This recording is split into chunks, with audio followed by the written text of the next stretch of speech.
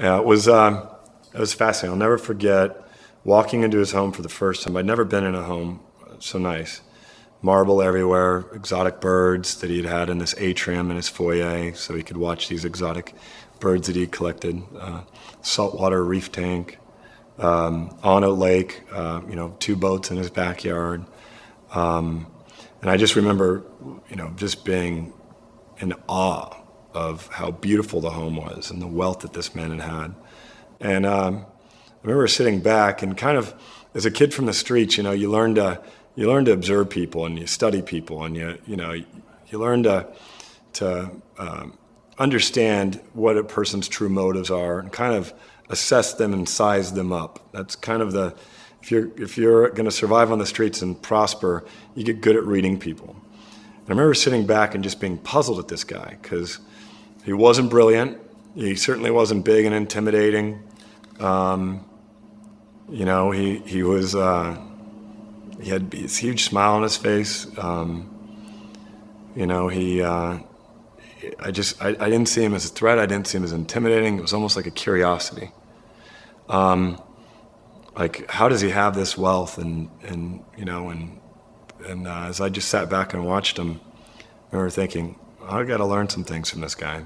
I remember being shocked at how frugal he was.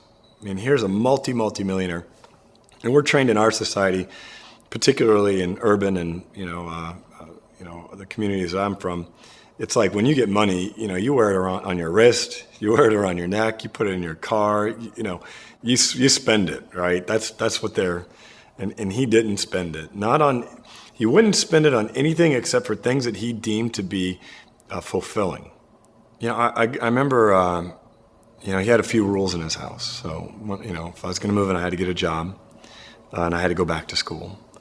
And I told him, I had never passed 9th grade math, and I was about to turn 18 years old.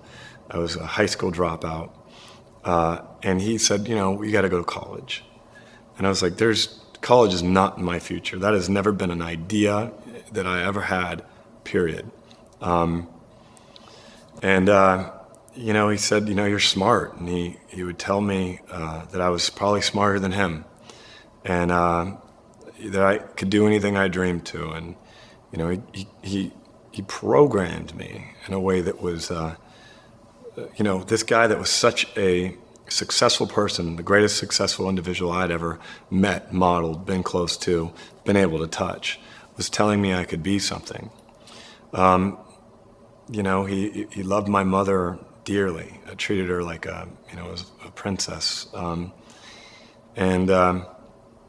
He moved in, when we moved in, he very shortly asked my mom to marry him, and they got married. And he became my stepdad. He became my confidant, my business advisor. When I was considering a transaction, starting a business, investing in a stock, he was the first call I'd make.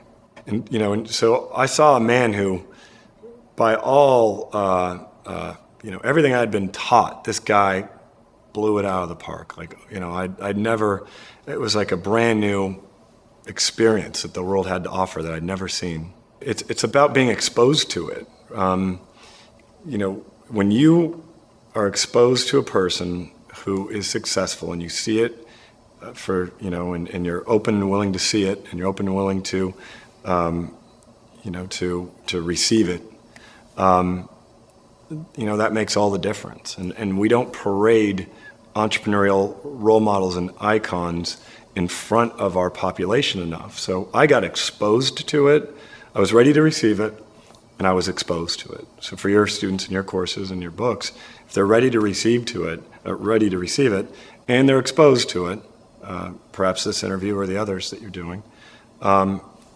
they have as fair a shot as anyone at achieving their goals and their dreams.